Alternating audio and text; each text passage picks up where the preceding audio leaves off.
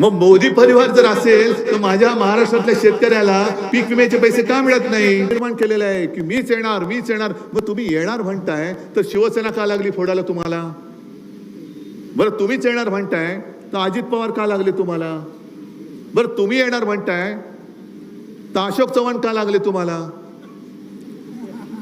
आणि कशी गोळाबेरीज होते बघा, कशी गोळाबेरीज होते. अरे गेली 25-30 वर्ष ही सगळी मर्द आणि शिवसैनिक, अख्खी शिवसेना माझ्या सकट गेल्या निवडणुकीत लोकसभेत सुद्धा मी ओमराजेचा प्रचार केला होता का? तो मोदींना पंतप्रधान तेव्हा करायचा होता, आता नाही. आता ओमराजेचा करतोय तो माझ्या इंडिया आघाडीसाठी आणि माझ्या देशाची लोकशाही वाचवण्यासाठी करतोय मी. पण त्यावेळेला सगळ्यांना घेतलं होतं बरोबर. तेव्हाची एनडीए जी होती, अख्खेच्या अख्खे पक्ष होते. आता हे तुकडे तोडून गोधडी तयार केले आणि त्या ठिगळ लावलेल्या गोधडीला तुम्ही तुमचं एनडीए म्हणताय. आणि ज्या पद्धतीने तुम्ही माणसं गोळा करताय म्हणजे काय होतंय? मोदी गॅरंटी. कसली गॅरंटी मोदींची? तुम्ही किती कोटीचा घोटाळा केला? 5 कोटी. चल हट बाजूला जा. तुम्ही किती केला? 25 कोटी. किती केला? 50. हा जरा इकडे. किती केला? 100. हा जरा थोडे इकडे. 500. जरा जवळ. 70,000 कोटी. अरे बाबा ये तुला उपमुख्यमंत्री करतो. पण एवढ्यावरती थांबत नाहीये. तुम्ही विचार करा, 70,000 कोटीचा घोटाळा केल्याचा आरोप केलेला माणूस हे स्वतःच्या बाजूला बसवतात, उपमुख्यमंत्री करतात. मग 70,000 कोटीचा घोटाळा केलेला उपमुख्यमंत्री होत असेल तर मुख्यमंत्र्याचा घोटाळा किती असेल? काय हिशोब लावू शकताय? किती असू शकेल? किती असू शकेल? मी सगळी अशी भ्रष्ट माणसं. आणि योगायोग आहे का हा की मोदींनी 70,000 कोटीच्या घोटाळ्याचा उल्लेख केल्यानंतर 4 दिवसामध्ये अजितदादा टोनटन उडी मारून इकडनं तिकडे जाऊन बसले. निर्मला सीतारामन बाईंनी लोकसभेमध्ये आदर्श घोटाळ्याचा उल्लेख केल्यानंतर म्हणजे संजय राऊतना विचारा, महाविकास आघाडीची जी चर्चा चालू होती तेव्हा हेच अशोकराव आमच्या बरोबर म्हणजे आपल्याबरोबर भांडत होते, खेचाखेची करत होते. नाही ही जागा पाहिजे, ती जागा पाहिजे. आम्हाला वाटलंच नाही असे जातील, आम्हाला कोणालाच वाटलं नव्हतं. पण गेले अशोकराव. आदर्श घोटाळ्याचा उल्लेख केल्याबरोबर अशोकराव तिकडे गेले. म्हणजे सगळी भ्रष्ट माणसं तुम्ही गोळा करताय आणि वरती हिंदुत्वाचा टेंबा मिरवताय. मोदीजी कृपा करून तुम्ही एकतर भ्रष्टत्व का मिळवावा असं जे आहे ना, आणि भाजपा पक्ष वाढवावा ते तुमचं तुम्ही करा. पण तुमच्या सत्तेच्या हव्यासा पायी भ्रष्ट लोक एकत्र घेऊन हिंदुत्व बदनाम करू नका. तुम्ही हिंदुत्वाला डाग लावताय, तुम्ही हिंदुत्वाला कलंक लावताय. संपूर्ण देशात नव्हे तर जगामध्ये हिंदुत्वाची ओळख तुम्ही भ्रष्ट माणसाचा पक्ष अशी करून देता आहात. काहीतरी थोडी तरी किंमत किंवा थोडा तरी विचार तुम्ही करा की तुमच्या खुर्चीच्या हव्यासापायी तुम्ही माझं हिंदुत्व बदनाम करताय आणि माझा भारत देश, माझा हिंदुस्थान तुम्ही बदनाम करून टाकता. हे आमचं हिंदुत्व नाहीये. हे आमचं हिंदुत्व नाहीये. बरं, आरोप करणारे तुम्हीच होतात. आज जी शिवसेना तुम्हाला वाईट वाटते आणि आज तुम्ही जो उद्धव ठाकरे संपवायला निघालायत, या बघा उद्धव ठाकरे संपवता येत असेल संपून दाखवा. माझं आव्हान आहे तुम्हाला. उद्धव ठाकरे संपवायचं असेल तरी जनता संपवेल. जनतेने सांगायचं मी तुम्हाला हवा आहे की नको आहे हे तुम्ही सांगा. तुम्ही नको बोललात तर मी घरी जायला तयार आहे. मी करतोय हे तुम्हाला पटत नसेल तर तुम्ही सांगा उद्धव ठाकरे तू चुकीचं करतोयस, तू घरी बस, आम्हाला मोदीच हुकुमशाह पाहिजे. जर मी चुकत असेल तर तुम्ही, तो अधिकार तुमचा आहे, मोदींचा नाहीये, अमित शहाचा तर अजिबात नाहीये. ज्या लोकांना शिवसेना प्रमुखांनी वाचवलं ते उद्धव ठाकरेला संपवायला निघालेत. म्हणजे जेव्हा शिवसेना प्रमुख होते तेव्हा त्यांनी मोदींची बाजू घेतली होती. अमित शहाना सुद्धा त्यांनी वाचवलं होतं की नव्हतं हे अमित शहाना विचारा जाऊन. जर त्यांच्यामध्ये जरा तरी काही आता नीतिमत्ता राहिली असेल तर ते खरं सांगतील की होय, येस, मुझे बाला साहब ने उस वक्त बचाया था. मग मोदी पण पंतप्रधान झाल्यानंतर जून मध्ये त्यांनी शपथ घेतली असेल. जून नंतर ऑक्टोबरची जी निवडणूक झाली विधानसभा, मला हे काय या विधानसभेत या मतदारसंघात आठवतंय, कारण त्याही वेळेला मी तुळजाभवानीचं दर्शन घ्यायला आलो होतो.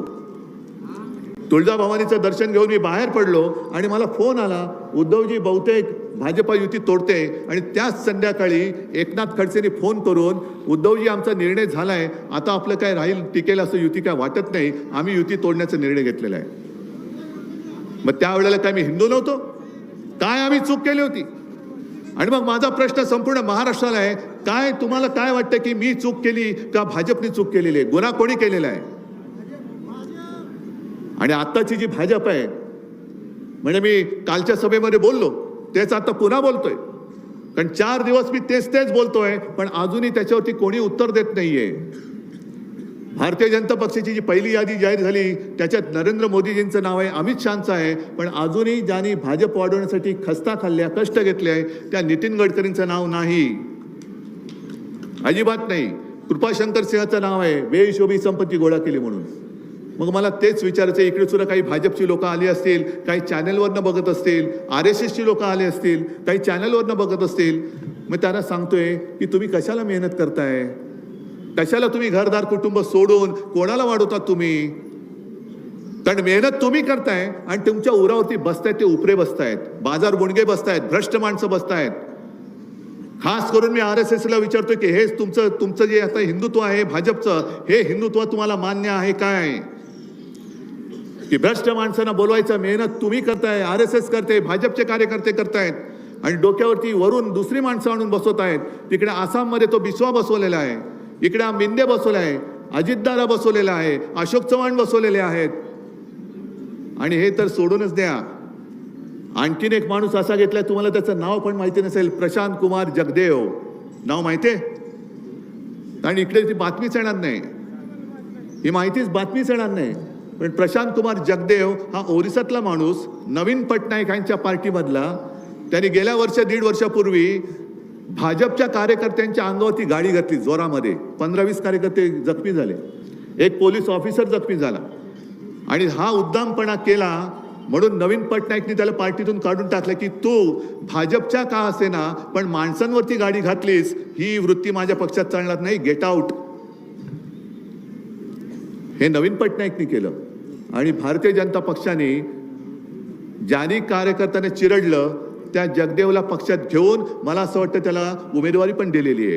हा भारतीय जनता पक्ष मेहनत करणाऱ्या भारतीय जनता पक्षाच्या कार्यकर्त्यांना मान्य आहे काय? राष्ट्रीय स्वयंसेवक संघाच्या कार्यकर्त्यांना आणि मोहन भागवत यांना सुद्धा हा उचलेगिरी करणारा पक्ष मान्य आहे काय? मोहन भागवतजी, तुम्ही एकदा जसं तुम्ही सांगता ना की सगळे मुस्लिम त्यांचे पूर्वज हिंदूच होते, तसं तुम्ही सांगा की सगळे भ्रष्ट माणसं आहेत त्यांचे सगळे पूर्वज हे RSSचेच कार्यकर्ते होते. सांगून टाका एकदा मोकळं करून टाका, म्हणजे कोणी बोलणार नाही तुमच्यावरती. बरं, वापरून कसं फेकून देतात हे तर तुम्ही पाहिलात. मध्य प्रदेशमध्ये ज्योतिरादित्य सिंधिया तुम्हाला माहिती आहे ना, आता त्याला मंत्री केलं, म्हणजे आता मध्ये त्यांनी काँग्रेसमधनं फोडून भाजपात घेतलं, त्याला मंत्री केलं आणि उमेदवारी सुद्धा दिली लोकसभेची. कुठल्या जागेची उमेदवारी दिली तुम्हाला कल्पना आहे?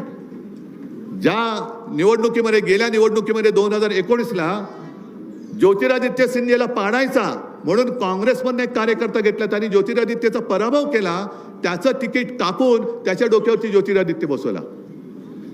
मग कोणता पक्ष, काय हिंदुत्व, कोणत्या दिशेने तुम्ही चाललेला आहात?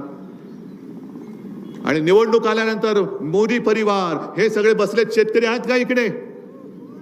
जरा हात असेल तर हात वर करा ना. आहेत ना? मग तुम्हाला पीक विम्याचे पैसे मिळालेत? मोदी परिवार मध्ये तुम्ही नाही आहात? अरे हो की नाही? मग मोदी परिवार जर असेल तर माझ्या महाराष्ट्रातल्या शेतकऱ्याला पीक विम्याचे पैसे का मिळत नाही?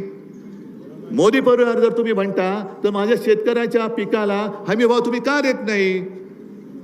मोदी परिवार तुम्ही म्हणता तर तुम्हाला जे आता ओमराजेंनी सांगितलं ते सोयाबीनचं गणित तुम्ही माझ्या शेतकऱ्याचं का सोडवत नाही? पण 2014ला त्यांनी सांगितलं होतं ते त्यांचे काढा, म्हणजे शिवसेना देते तो वचननामा असतो आणि भाजपा देते तो थापानामा असतो. सगळे जुमले. 2014 साली त्यांनी सांगितलं होतं की जर समजा तुम्ही सोयाबीन पिकवणारे शेतकरी असाल तर एकराप्रमाणे तुमच्या सोयाबीनला किती उत्पादन खर्च आला त्याच्यामध्ये 50% अधिक आम्ही रक्कम जमा करू आणि मग जो आकडा येईल ती हमी भावाची रक्कम आम्ही तुम्हाला देऊ. मग ही रक्कम देण्याची जी काय हमी दिली होती ही मोदी गॅरंटी नव्हती? मग तुम्ही जी काय वचनं दिली होती 2 कोटी लोकांना रोजगार मिळणार दरवर्षी, अरे 10 वर्ष जर का काढली तर आजपर्यंत 20 कोटी लोकांना रोजगार मिळाला पाहिजे होता. मला इथल्या लोकांनी सांगावं किती लोकांना मोदींमुळे रोजगार मिळालेला आहे. मग ही मोदी गॅरंटी नाही. किती किती लोकांना प्रधानमंत्री आवास योजनेत घर मिळालेलं आहे सांगा जरा. मग कुठे ते योजना? देशामध्ये 50 लाख लोकांना प्रधानमंत्री आवास योजनेमध्ये घर मिळालं. जिथे जिथे जातो मी सभेत विचारतो, एक सुद्धा हात वर येत नाही. मग दिली कोणाला घर? कोणाचं तुम्ही कर्ज माफ केलं? आता निवडणुकीच्या तोंडावरती तुम्ही गॅस सिलेंडरचे दर कमी करता आणि निवडणूक झाल्यानंतर म्हणजे तुमचं बटन शेवटचं दाबलं गेलं का दुसऱ्या दिवशी पेपरमध्ये बातमी येते सिलेंडर 500 रुपयाने महागला. बसा बोंबलत. ही सगळी थेरं, ही सगळी नाटकं हे बघून बघून आता देश कंटाळलेला आहे.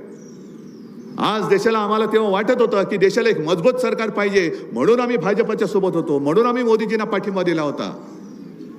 पण यांच्या नुसते आपकी बार इसके इतने पार, आपकी बार उतने पार. अरे काय तुमचं फक्त तुमची खाजून घ्यायला म्हणून तुम्हाला प्रधानमंत्रीपद पाहिजे? माझ्या शेतकऱ्याच्या घरामध्ये आज काय आहे? शेतकऱ्याचा आक्रोश तुम्ही ऐकत नाही आहात. मागे जेव्हा मी संपूर्ण राज्यामध्ये फिरत होतो देता की जाता, तेव्हा माझ्यावरती टीका केली जात होती. मी सांगत होतो कर्जमुक्त करा, तेव्हा माझ्यावरती टीका केली. अगदी पवार साहेब आपल्या विरोधात होते, त्यांनी सुद्धा केली होती. उद्धव ठाकरेला काय कळतंय शेतीतलं? आणि तेव्हा मी बोललो तुम्हाला शेतीतलं कळत नाही, मला कळून घ्यायचंही नाही, कारण मला फक्त शेतकऱ्याच्या डोळ्यातले अश्रू दिसतात, ते अश्रू पुसणं एवढंच मला कळतं. आणि मी मुख्यमंत्री झाल्यानंतर तुमच्यापैकी एकाने तरी कर्जमुक्तीची मागणी केली होती का?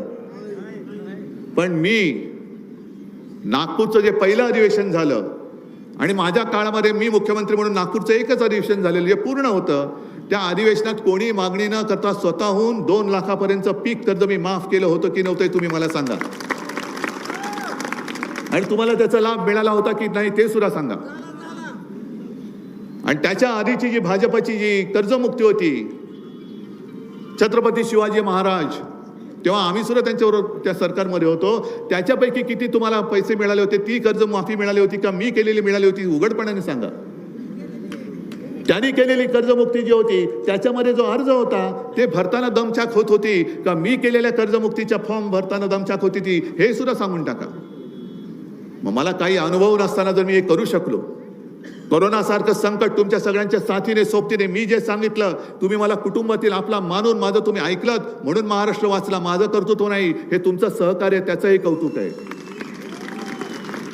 आणि खरंच जगामध्ये अशी जनता कुठेही मिळणार नाही जे भाग्य मला लाभलं की जे मी सांगितलं ते तुम्ही ऐकलात. घराबाहेर पडू नका, तुम्ही नाही पडलात. मास्क लावा, तुम्ही मास्क लावला. दुकानं बंद ठेवा, दुकानं बंद ठेवली. ऑफिसमध्ये जाऊ नका, ऑफिसमध्ये नाही गेलात. आणि कुठेही तुम्ही त्याच्याबद्दल राग व्यक्त केला नाहीत, कुठेही तुम्ही रस्त्यावरती उतरला नाहीत, कुठेही तुम्ही असंतोष व्यक्त केला नाही. उद्धव ठाकरे सांगतोय हा आपला कुटुंबातला आहे, हा सांगतोय ते आपण काय केलं पाहिजे म्हणून. आणि म्हणून जशी गुजरातमध्ये परिस्थिती झाली, जशी उत्तर प्रदेशमध्ये झाली, तशी आपल्या महाराष्ट्रामध्ये परिस्थिती झाली नाही. ह्याचं कारण तुमचं आणि तुमचं केवळ तुमचं सहकार्य, म्हणून ते घडू शकलं.